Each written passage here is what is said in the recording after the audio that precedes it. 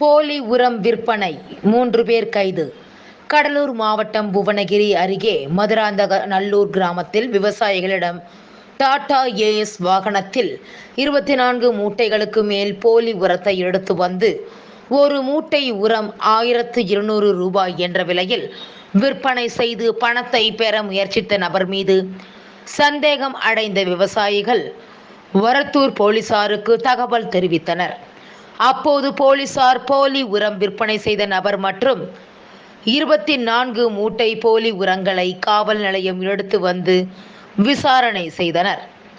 அப்போது தஞ்சாவூரை சேர்ந்த கந்தபிரபு, இவர் விருத்தாச்சலம் அருகே உள்ள குப்பநத்தம் பகுதியை சேர்ந்த மகேஷுடன் சேர்ந்து மதுரையில் பிரபல உரம் நிறுவனங்களின் பெயரில் சாக்குகள் தயார் செய்து பின்னர் விருத்தாச்சலம், வயலூர் பகுதியை சேர்ந்த விஜயரங்கன் மற்றும் பெரிய கண்டியாங்குப்பத்தைச் சேர்ந்த பச்சைமுத்து என்பவருடன் இணைந்து போலி உரத்தினை தயார் செய்து விற்பனை செய்ததாக போலீசாரிடம் தகவல் தெரிவித்தார்.